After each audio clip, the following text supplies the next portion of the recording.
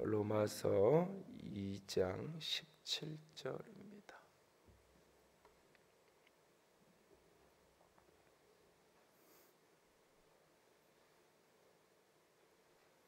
로마서 2장 17절에서 3장 18절 말씀까지입니다. 2장 17절에서 3장 18절 말씀까지 한 절씩 돌아가면서 읽겠습니다. 유대인이라 불리는 내가 율법을 의지하며 하나님을 자랑하며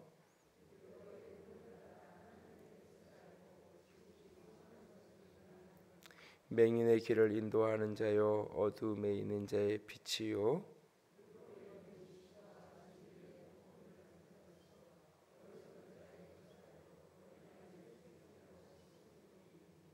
그러면 다른 사람을 가르치는 내가 내 자신을 가르치지 아니하느냐?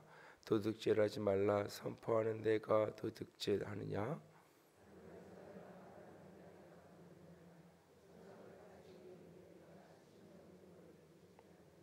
율법을 자랑하는 내가 율법을 범함으로 하나님을 욕되게 하느냐?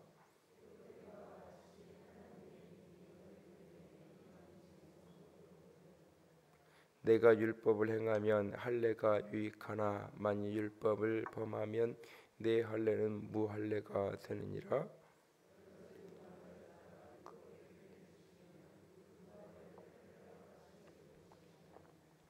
또한 본래 무할례자가 율법을 온전히 지키면 율법 조문과 할례를 가지고 율법을 범하는 너를 정죄하지 아니하겠느냐?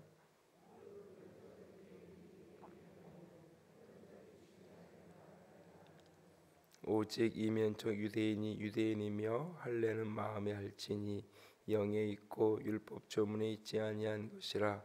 그 칭찬이 사람에게서가 아니요 다만 하나님에게서니라.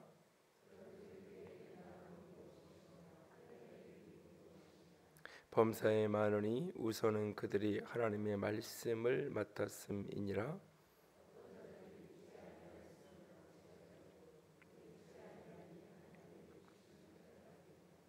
그럴 수 없느니라. 사람은 다 거짓되되 오직 하나님은 참되시다 할지어다. 기록된 바 주께서 주의 말씀에 의롭다함을 얻으시고 판단하실 때에 이기려 하심이라 함과 같으니라.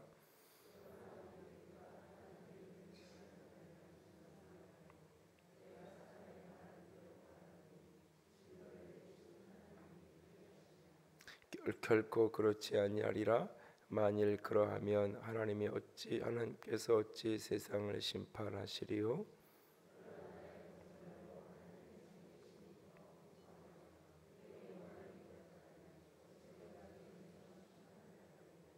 또는 그러면 선을 이루기 위하여 악을 행하자 하지 않겠느냐? 어떤 이들이 이렇게 비방하여 우리가 이런 말을 한다고 하니 그들은 정죄받는 것이 마땅하니라.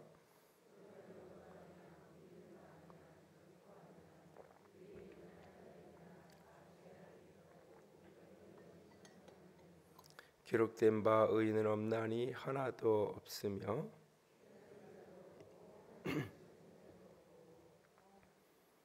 다 치우쳐 함께 무익하게 되고 선을 행하는 자는 없나니 하나도 없도다.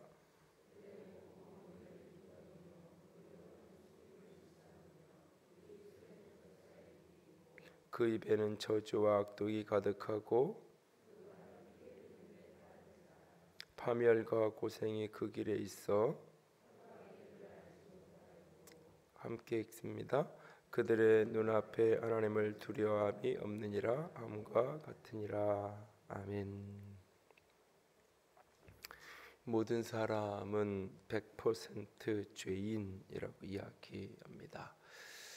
2차 대전 전범 재판을 할 때 어제도 잠깐 말씀드렸던 것처럼 그 독일의 그 나치의 부총통으로 활동을 했던 아이만이라는 사람이 잡혀서 재판을 받는 그 현장 속에서 엘렌 아레나라는 사람이 그 재판을 참관을 하다가 거기에서 이제 충격을 받고 놀래서 이제 시신을 해서 쓰러지게 됩니다. 그 사람은 이제 아우슈비츠에서 실제 고문을 당하고 그 모든 것을 겪었던 사람이 재판 광경을 참관을 하다가 시신에서 쓰러지니까 많은 사람들이 그때의 고통이 떠오르고 그때의 아픔이 생각나서 저렇게 됐나 보다라고 생각을 했습니다. 그런데 나중에 이 사람이 이제 조금 괜찮아져서 인터뷰를 하는데 인터뷰 가운데 그는 이런 이야기를 합니다. 자신이 옛날에 겪었던 그 고통과 아픔이 떠올라서 그렇게 시신을 하고 놀라고 쓰러진 것이 아니라 지금 저 재판장에서 재판받고 있는 600만 명의 그 유태인들을 학살하는데 주도적인 역할을 했던 아이만이라는 저 사람이 너무나 평범한 사람이어서 나랑 똑같이 산책하는 걸 좋아하고 나랑 똑같이 손주들 재롱을 보며 아이들과 함께 놀아주고 하는 너무나 평범하고 어떻게 저런 사람이 저럴 수 있을까 도저히 상상도 안 되는 너무나 평범한, 그런데 저런 사람 속에 그렇게 악함이 그렇게 어두움이 있는 것을 보면서, 그리고 또 그런 악함이 그런 죄악됨이 그런 잔인함이 자신의 내면 속에도 자신이 그것을 표출하고 누군가를 해하지 않았지만 자신의 내면 어두운 곳에도 그것이 있다는 것을 느끼면서 소스라치게 놀라면서 그 속에서 그렇게 실신을 하고 쓰러지게 되었다고 고백을 합니다. 가끔은 자기 자신에게 놀랄 때가 있습니다. 내가 이런 생각을 하지, 내가 이런 말을 하지, 스스로 자기 자신의 모습 속에서 내가 그것을 실제화하지 않았고 지팡하지 않고 표현하고 드러내지 않았을 뿐 내 안에도 잔인함과 악함과 어둠이 있음을 깨닫고 발견하면서 놀랄 때가 있습니다. 오늘 말씀은 모든 사람이 다 죄 아래 있다라고 말합니다. 나는 안 그렇고 나는 깨끗한 것이 아니라 모두가 다 죄 아래 있고, 그래서 모두가 하나님을 향한 두려움이 없고 모두가 다 악함이 아주 잔인한 악함이 3장 9절에서 18절까지의 말씀을 읽어가다 보면 마치 한 괴물, 괴기 영화의 한 괴물이 떠오르는 것처럼 그렇게 악한 그 아주 잔인한 어두운 존재, 그것이 인생이라고 나 자신이라고 오늘 말씀 우리에게 도전합니다. 그럼에도 불구하고 사람들은 머리로는 이성으로는 그래요, 내가 죄인이죠, 그래요, 내 안에 그런 악함이 있죠라고 인정하지만 중심에서 참 잘 받아들이지 못합니다. 특별히 소위 나는 괜찮은 사람이야 라고 하는 사람들, 특별히 신앙 안에서 태어나서 신앙 안에서 자란 사람들, 자기 자신의 어떤 죄와 허물과 어둠을 직면해야 된다라고 말할 때 참 그것이 잘 보이지 않는 경우가 참 많습니다.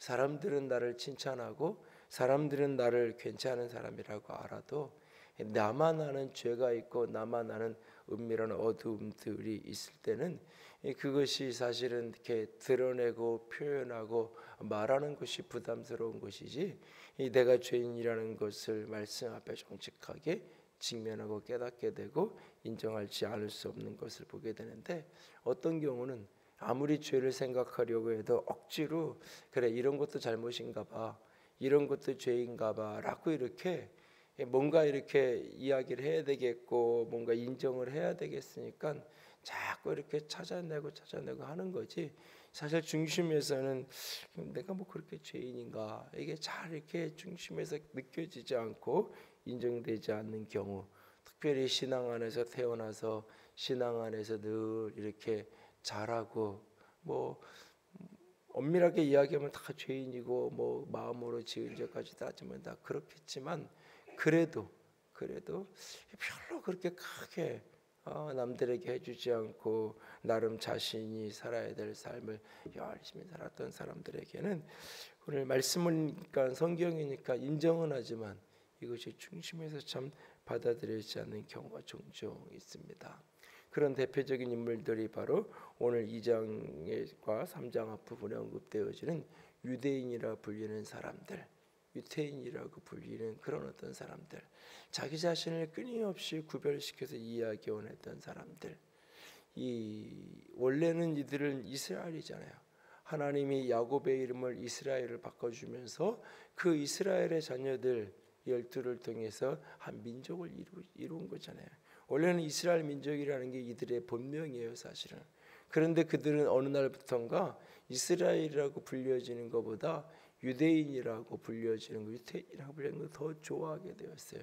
왜냐하면 그것은 이스라엘 역사 속에서 사마리아인, 나시리와 바벨론에 계신 나라가 멸망된 이후에 이 사마리아인이라는 독특한 그런 어떤 아스리아의 혼혈민들이 만들어지기 시작하면서 우리는 남유다 출신의 저 북이스라엘 출신의 지금 연결되어진 저 사마리아인과는 차원이 다른 남유다 출신의 순수한 혈통의 아주 순도 100% 순수한 하나님의 백성이야. 그런 의미의 이미지로 그들이 스스로를 이스라엘이라는 원래의 이름이 아닌 유대인으로 불려지기를 좋아했던 사람들. 그리고 오늘날 세대가 또 한 시간이 지나가면서 유태인이라는 그 이름이 긍정적인 이미지가 아닌 부정적인 이미지로 훨씬 더 많이 쓰여지는 시대가 되면서 이제 나라를 세우고는 나라 이름을 이스라엘이라고 다시 부르는 그런 어떤 모습들을 보는데, 스스로를 그렇게 우리는 사마리아인이 아니야, 우리는 순수하게 신앙을 지켜왔던 남유다의 자손들이야, 우리는 다윗의 자손들이야 라고 그렇게 스스로 불려지면서 그런 어떤 자긍심과 자존심을 가지고 있던 사람들, 모든 사람이 죄 아래에 있다라고 죄인이라고 이야기해도 머리로는 끄떡끄떡거리면서도 중심으로는 인정하지 않는 사람들, 그들을 향하여 오늘 사도 바울은 그들의 죄를 지적합니다. 그들은 어떤 사람입니까? 그들은 스스로 자신의 모습을 보지 못하는 사람입니다. 누군가는 그것을 이렇게 표현했습니다. 자신의 역할과 자신의 지위를 혼돈한 사람들이라고 이야기합니다. 자신에게 주어진 역할을 자신에게 주어진 지위라고 착각하며 살았던 사람들이라고 말합니다. 본문 18절에서 20절까지를 보면 그들은 율법의 교훈을 받아 하나님의 뜻을 알고 지극히 선한 것을 분별하고 맹인들의 길을 인도하는 자고 어두움에 있는 자의 빛이고 율법에 있는 지식과 진리의 모범을 가진 자요 어리석은 자의 교사요 어린아이의 선생이라. 여기까지만 본다면 굉장히 다 긍정적인 표현이에요. 그런데 이 모든 것을 뒤집어 놓는 게 뭐냐면 20절 끝에 스스로 믿으니, 스스로 믿는다. 스스로 자기 자신을 그렇게 생각하는 거예요. 나는 어린아이 어리석은 자의 교사야. 그러니까 나는 배울 필요가 없어. 나는 어린아이의 선생이야. 그러니까 나는 배울 필요가 없이 나는 가르치기만 하면 돼. 나는 진리와 지식의 모본을 가진 사람이야 라고 하는 것, 이걸 역할로 이해하는 것이 아니라 자기 존재로 자기 지위로 인정하는 거예요. 그래서 21절에 가면 다른 사람을 가르치는 내가 자신은 가르치지 아니하느냐, 도둑질하지 말라고 선포하는 내가 도둑질하느냐, 간음하지 말라고 말하는 내가 간음하느냐, 우상을 가증히 여기는 내가 신전 물건을 도둑질하느냐라고 이야기하고 있는 거예요. 그러니까 자신의 역할과 자신의 신분을 혼돈하는, 그래서 자신의 역할은 때에 따라서 이렇게 할 수도 있고 저렇게 할 수도 있다고 이야기하면서 자신의 존재만을, 신분만을 자꾸 주장하고 그것을 절대화하며 그것으로 대접받고 그것으로 인정받기 원하는 사람들의 모습. 오늘 하나님께서 이스라엘에게 이렇게 하나님의 말씀을 주시고 특별한 하나님의 은혜를 주신 것은 그것을 세상 가운데 나아가서 증거하는 자로 살아가도록 사명을 준 것이죠. 그런 역할을 맡긴 것은 그런 사명을 감당하라고 준 거예요. 그런데 그것을 혼돈하는 거예요. 내가 어려서부터 신앙 안에서 자랐고 어려서부터 믿음 안에서 자랐다는 것은, 그것은 내가 이미 복음을 알지 못하는 사람보다 복음을 먼저 들었고 말씀을 먼저 깨닫고 알았다는 것은, 그것을 세상 가운데 증거하고 세상 가운데 드러내는 자로 증거하는 자로 살아가라는 그런 사명이 내게 주어진 거예요. 그런데 그런 역할을 사명으로 이해하는 것이 아니라 자기 지위와 신분으로 이해하는 거예요. 나는 이런 특권을 가진 자야.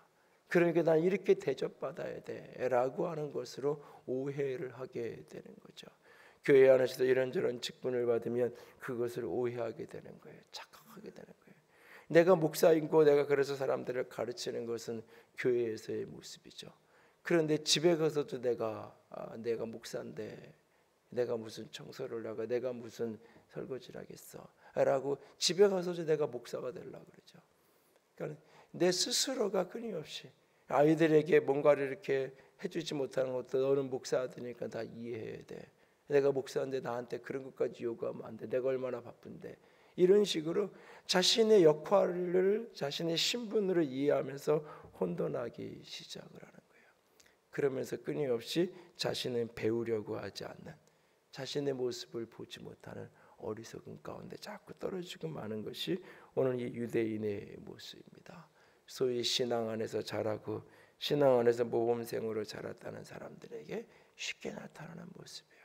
끊임없이 자신은 보지 못한 채를 누군가한테 가르치려고, 신앙이라는 것은 이렇게 하는 거야, 믿음 생활은 이렇게 하는 거야 라고 끊임없이 다른 사람을 가르치려고 들지 내 자신이 배우고 나 자신을 말씀 앞에 세우려고 하지 못하는, 특별히 자신에게 주어진 어떤 역할을 자꾸 신분으로, 지위로, 특권으로 오해하고 착각하게 되어지는, 하나님이 내게 그런 역할을 주신 것은 사명을 감당하라고 주신 것임에도 불구하고 그것을 자꾸 지위로, 신분으로 오해하게 되는, 그래서 결국 나아가서 어떻게 되느냐? 하나님을 욕하게 되고 하나님을 모욕하게 되는 통로가 되는 거죠. 23절 24절에 보면 율법을 자랑하는 내가 율법을 범함으로 하나님을 욕되게 하느냐? 기록된 바와 같이 하나님의 이름이 너희 때문에 이방인 중에서 모독을 받는도다 라고 말하고 있어요. 적어도 신앙 안에서 그렇게 살아온 사람들이 하나님을 모독하지 않아요. 내가 믿을 때와 믿지 않을 때가 분명해서 믿지 않을 때 내가 핍박도 하고 교회 당하는 동생 내가 욕하기도 하고, 내가 예수 믿는 친구들 앞에 뭐 창조론이 어떻고 진화론이 어떻고 신앙하는 사람들의 부정과 불의가 어떻고 하면서 내가 욕도 하고 막 그랬던 사람은 내가 믿고 나서 어느 날 예수님이 깨달아지고 알아지고 믿어지고 나서 참 내가 그때 어리석고 미련해서 그런 소리를 했지라고 하는 이렇게 돌이킴이 있고 하지만, 그런 것이 하나도 없이 어렸을 때부터 그렇게 늘 자란 사람들, 신앙 안에서 믿음 안에서 자란 사람들이, 적어도 그런 사람들이 하나님을 능동적이고 적극적으로 모독을 하고 욕을 하고 대적하진 않아요. 유대인들이 적극적으로 하나님이 없다고 이야기하고 하나님을 모독하고 하나님을 욕하진 않아요. 그러나 그들의 이중적인 삶, 율법을 가졌다고 말하는 그들이 율법을 범하는 그 모습이 세상으로 하여금 하나님을 욕하게 만드는 통로가 되는 거죠. 세상으로 하여금 하나님 욕하게 되는 통로. 식당에 둘러앉아가지고 기도하자 그러고 기도는 탁 하고, 그러고는 서로 집사님, 장로님, 권사님 그렇게 불러가면서 이야기 나는데 그 속에서 나누어지는 내용은 온통 이 사람 욕 저 사람 욕하고 앉아있는, 목사가 어떻고 교회가 어떻고 욕하고 있고, 옆에 있는 사람이 이렇든지 저렇든지 상관없이 온갖 소리는 다 질러대고, 그래놓고 뭔가 이 종업원이 뭐 하나 음식 하나 조금 뭐 잘못 가져왔다고, 음식 안에 뭐 하나 들었다고 소리를 질러가면서 온 그 식당 안에 있는 손님들 다 음식 맛 떨어지고 기분 상하게끔 만들어 놓고, 있는 말 없는 말 다 소리 질러 놓고, 그러면 누군가가 이야기하죠. 저 예수 믿는다구나 그러지 말지, 집사라고 서로 부르지나 말지, 아니, 저래서 내가 교회를 안 가는 거야, 저래서 내가 예수쟁이들이 싫다는 거야 라고 누군가가 그 모습을 보면서 욕을 하게 만들잖아요. 내가 하나님을 욕하진 않아도 나의 모순되고 이중적인 그런 모습들로 인해서 누군가가 하나님을 욕하게 만드는, 누군가로 하여금 하나님과 멀어지게 만드는, 오늘 복음의 가장 큰 적은 교회라는 이야기를 하잖아요. 사람들이 예수를 못 믿게 하는 가장 큰 장애물 가운데 하나는 오늘날 교회라고 이야기하잖아요. 먼저 믿는 우리가, 소위 믿는다고 하는 우리가, 소위 하나님의 백성이라고 하는 사람들이 그들의 모순되고 이중적인 그런 어떤 모습들, 겉으로는 하나님께 소망을 두고 살아야 된다고 이야기하고 믿음으로 살아야 된다고 이야기하면서 현실을 만나면 작은 물질의 싸움과 물질의 이권 앞에서 너무너무나 잔인한 사람이 되고 너무너무나 악한 사람이 되고 있는 그런 모습들 속에서 하나님을 욕하고 하나님을 모욕하게 되는 통로가 되어버리잖아요. 나는 혹시 그렇진 않나요? 누군가 나 때문에 내가 하나님을 욕하고 내가 하나님을 대적하진 않아도 누군가 내 모습을 보고 하나님을 욕하게 만드는 그런 모습으로 살아가고 있지는 않는지요? 온갖 형식은 소중하게 여기고 온갖 의식은 잘 지켜가면서도 그 속에 내용이 없는, 실속이 없는 빈 수레가 요란하듯이 오늘도 이런 형식 저런 형식은 너무너무나 중요하게 여기면서 오늘도 그 속에 신앙의 본질, 신앙의 내용이 없는, 오늘 본문의 표현을 빌리면 표면적 유대인이 유대인이 아니요 이면적 유대인이 유대인이라고 말하는 것처럼 겉의 형식과 겉의 모양과 겉의 의식과 때로는 율법을 때로는 할례를 이런저런 의식은 참 중요시 여기지만 소중히 여기지만 내 중심에는 하나님을 향한 내 하나님의 말씀도 하나님의 영도 내 안에 충만하지 못한 그 모습이 내 모습은 혹시 아닌지요? 온갖 신앙의 형식은 갖춰 있음에도 불구하고 그 내용은 다 잃어버려진 모습은 내 모습은 아닌지요? 오늘 나는 본질이 중요하고 내용이 중요하다라고 말하면서 중심으로 하나님만을 바라본다고 말하면서도 혹시 어느 날인가 찬양단이 입고 있는 옷 하나 때문에 그날 예배를 내내 왜 저런 옷을 입고 저런 앞에 서서 저러고 있을까 그 생각만 묵상하니라고 그날 예배 하나를 한 주를 다 망쳐버린 그런 날이 혹시 있지 않나요? 때로는 아니라고 이야기하면서도 괜찮아 나는 그렇지 않다라고 나는 어떤 형식주의자와 같지 않다라고 스스로 이야기하면서도 오늘 나는 내가 생각하는 전통, 내가 생각하는 기준, 내가 생각하는 관습을 따라서 온통 그렇게 혼돈 속에 한 달에 한 번씩 매월 첫째 주의 일부 예배 때 학생들하고 같이 이렇게 예배를 드릴 때면 제가 몇 번 그런 얘기를 들은 적은 있는데 그 아이들하고 예배 드릴 때 아이들의 복장이나 이런 모습들 때문에 너무 예배가 힘들다고 2부 예배 나오시라고 어떤 부모는 그렇게라도 나와만 줬으면 어떤 부모는 그렇게라도 나와만 줬으면 좋겠는 어떤 부모는 그런 모습이라도 우리 아이가 그렇게라도 앞에 서서 저렇게 찬양을 하고 있는 것만 가지고도 너무너무나 감사하며 예배를 드리는데 어떤 사람은 그것이 걸림이 돼서 오늘도 같이 예배 드리는 날이지 교회 가기 싫다.